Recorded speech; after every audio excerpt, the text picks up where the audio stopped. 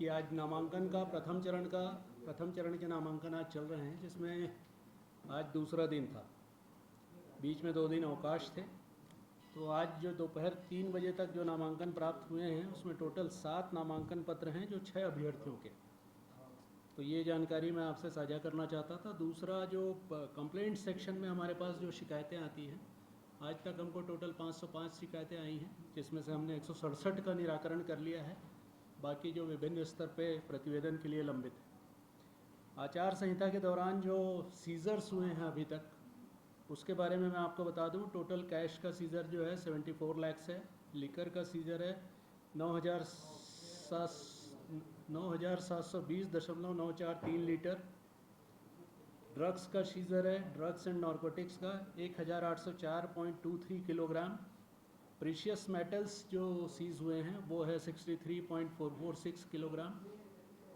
और दूसरे सीज़र जो हैं 1.90223 का वैल्यू का है। टोटल सीज़र वैल्यू जो है 5,22,64,974 रुपये की। आचार संहिता के दौरान मीडिया सर्टिफिकेशन और मॉनिटरिंग कमेटी को कुल जो आवेदन प्राप्त हुए हैं वो 220 हैं, जिसमें से पूरे 220 का निराकरण हमारे द्वारा कर लिया गया। जो बैनर पोस्टर निकालने की कार्यवाही, जो डिफेसमेंट हटाने की कार्यवाही हमारे यहाँ की जा रही थी, उसमें टोटल अभी तक बैनर्स जो हैं 70,405 हमने निकाल दिए हैं।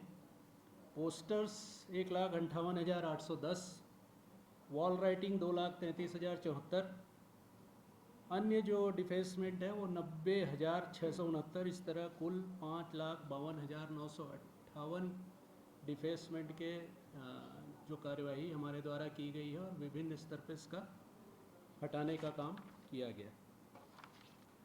तो ये जो विशेष जो हाइलाइट्स थे वो मैंने आपको बता दिया। आपका कोई प्रश्न हो तो पूछ लीजिए।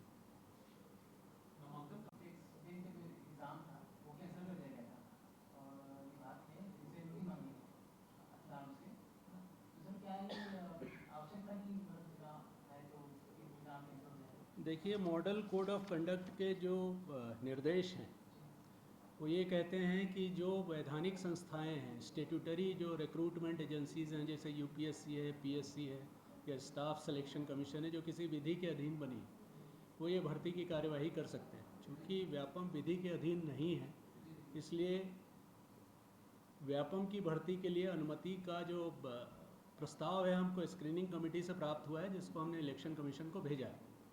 अब इलेक्शन कमीशन से जैसे मार्गदर्शन मिलेगा वैसी कार्यवाही की जाए। सर, जिनकी तिथियां घोषित है, परीक्षा तिथियां घोषित है, और जिनकी नहीं है, वो भी क्या स्थगित कर दी जाएंगी? देखिए, जो वैधानिक संस्था नहीं है, यदि पीएससी की कोई परीक्षा होनी है तो होगी, लेकिन जो गैर वैधानिक संस्था है उसके लिए अनुमति लगेगी। सर, 17 को जो अंतिम इलेक्शन है, क्या वो डेट आगे पीछे होने की गुंजाइश है? क्योंकि छठ पर्व आ रहा है। ये विभिन्न व्यक्तियों और संस्थाओं से अभ्यावेदन प्राप्त हुए हैं। ये निर्णय आयोग को लेना है, इसलिए मैं इस पर कोई कमेंट नहीं कर पाऊँ। सर, आपके माध्यम से कुछ फाइल आगे बढ़ी है, सर, कुछ प्रस्ताव या उनकी जो जाने वाली जा रही, मतलब जो आवेदन आए हैं हमारे पास डायरेक्टली, हम उन आवेदनों को आयोग को भेज दें। सर, ये जो 505 जो शिकायतें हैं, जिसमें 167 का आपने निराकरण किया है, उसमें किस तरह की शिकायत? देखिए, 97 to 98% शिकायतें ट्रांसफ़र और पोस्टिंग को लेकर, जो विभिन्न शासकीय कर्मचारी हैं, पॉलिटिकली इन्वॉल्व हैं, इस तरह की शिकायतें। बाकी गंभीर प्रकृति की शिकायत 1-2 है जो शासन स्तर पर विचाराधीन है। सर, उसमें कुछ बताते हैं कुछ? मैं आपसे शेयर नहीं कर पाऊँगा। आचार संहिता को लेकर सब कुछ शिकायतें होंगी, उल्लंघन आचार संहिता के जो उल्लंघन है, जो जिला स्तरीय हैं, उस पर जिला निर्वाचन अधिकारी कार्यवाही करते हैं, और उन लोगों ने इस मामले में कुछ जिलों में नोटिस भी दिया है। सर, एक अनौपचारिक सवाल था। जांजगीर चांपा शक्ति जिले में काफ़ी शिक्षाकर्मियों की अभी परसों की खबर में देख रहे हैं, वो इलीगल तरीके से लगे हुए। नामांकन आया है डोंगरगढ़, राजनांदगांव, डोंगरगांव, भानु प्रतापपुर। सर, जमा भी हुए हैं? हाँ, नामांकन पत्र जमा हुए, उन्हीं की जानकारी दे रहा हूँ।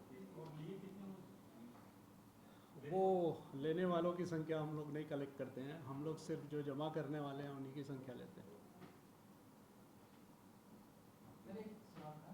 इलीगल तरीके मतलब कुछ ऐसी चीज़ें हैं जो प्रमाण पत्र नहीं है, मार्कशीट नहीं है, फिर भी बना है और अभी भी चालू है, पर कोई एक्शन नहीं लिया गया, तो क्या इलेक्शन जो पावर पे कुछ ऐसा? देखिए, ये जो प्रशासनिक कार्यवाहियाँ हैं उसमें निर्वाचन से संबंधित चूँकि नहीं है, इसलिए इसमें आयोग जो है वो विशेष कुछ कार्यवाही नहीं करेगा। Okay, thank you. 3, 2, 1.